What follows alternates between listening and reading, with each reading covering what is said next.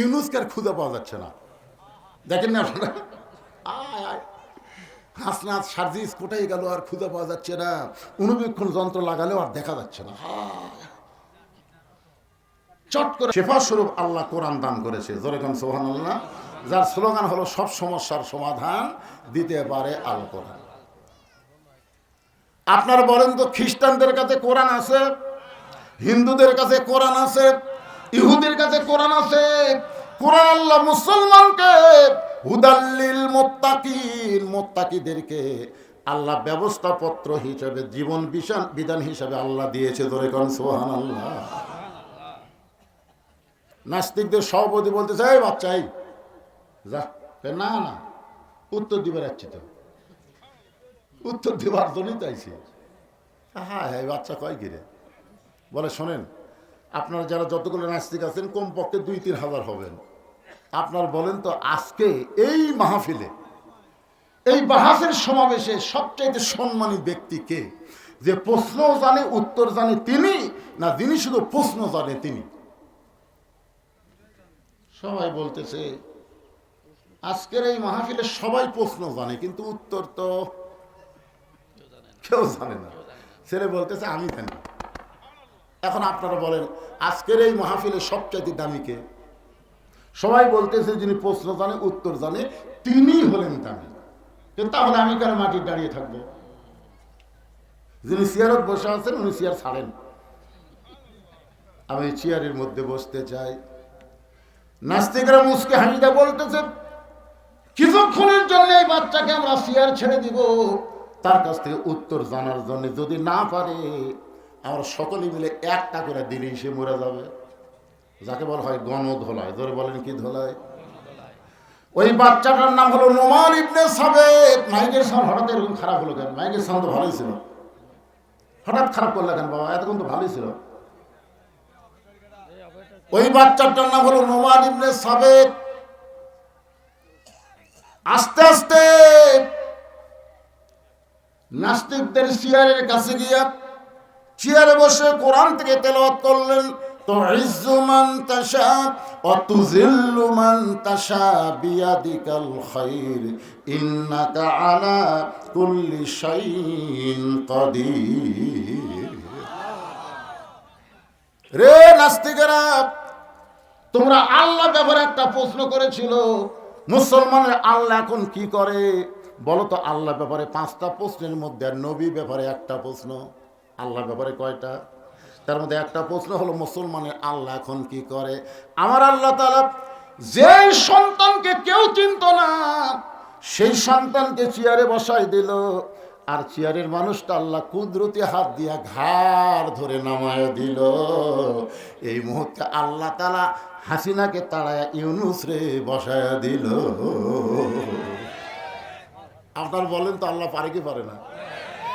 একজন আমারে কয়, হুজুর আসলে ইউনুস বসার কারণে আমার একটা গজল বারবার মনে হয়। এগুলো কি গজল ভাই? আমরা যখন শুনলাম ডোনাল্ড ট্রাম্প আমেরিকার প্রেসিডেন্ট হলো, তখন কিছু গুজব লিক বলা শুরু করলো, এইবার ইউনুস পলাবি কোন দিক দিয়ে। কিন্তু আমার একটা গজল খালি আমার ইমান বেড়ে দেয়। কি গজল? বলে, নবী ইউনুস নবীরে খাইল মাছেতে গিলিয়া, ফেরেশতা পাঠাইলেন আল্লাহ ইসমে আজম দিয়া। একটা মাস পর্যন্ত ইউনুসকে হজম করতে পারে নাই।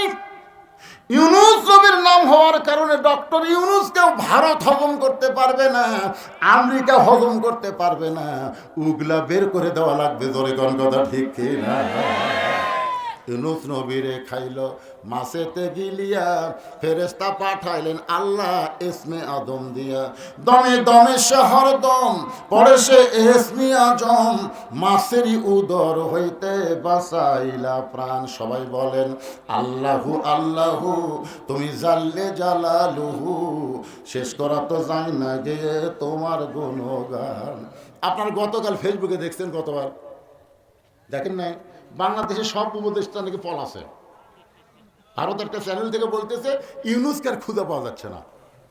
দেখেন না আপনারা? হাসনাত সার্জিস কোথায় গেল আর খুঁজে পাওয়া যাচ্ছে না, অনুবীক্ষণ যন্ত্র লাগালেও আর দেখা যাচ্ছে না। চট করে নাকি আপা চলে আসতেছে, তোমরা সজাগ থাকো।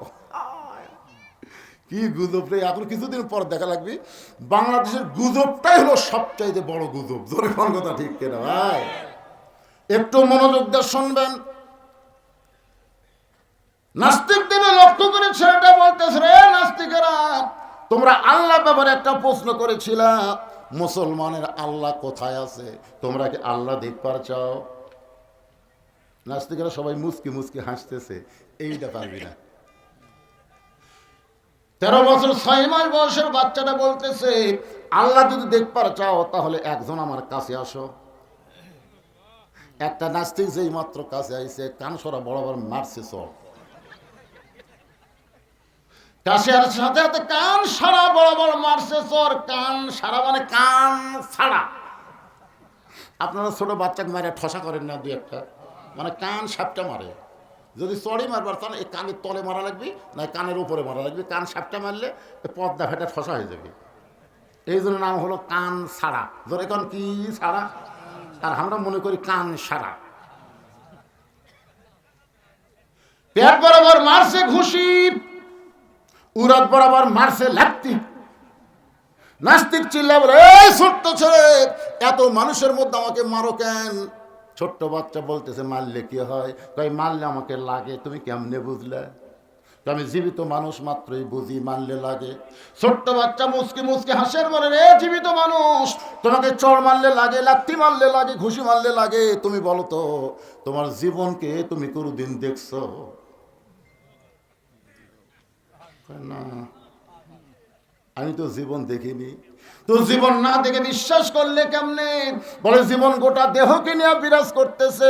ছোট্ট বাচ্চা আসমানের দিকে তাকায় বলেন, কুল হু আল্লাহু আহাদ আল্লাহুস সামাদ লাম ইয়ালিদ ওয়া লাম ইউলাদ ওয়া লাম ইয়াকুল লাহু কুফুয়ান আহাদ।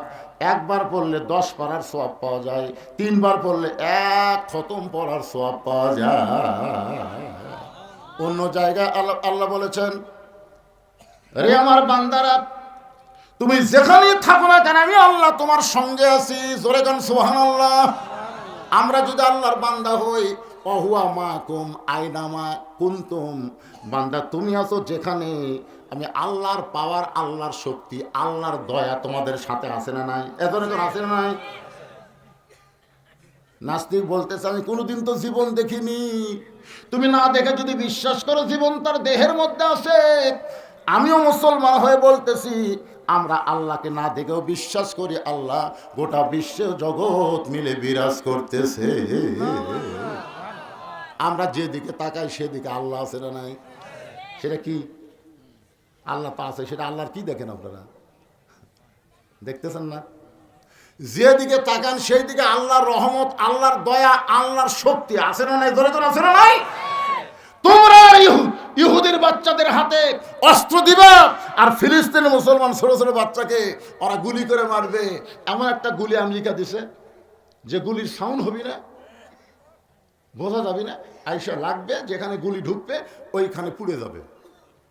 ও, তোমরা মুসলমানের বাচ্চাদেরকে পুরানোর জন্য গুলি দিবা, আর আল্লাহ বসে থাকবে।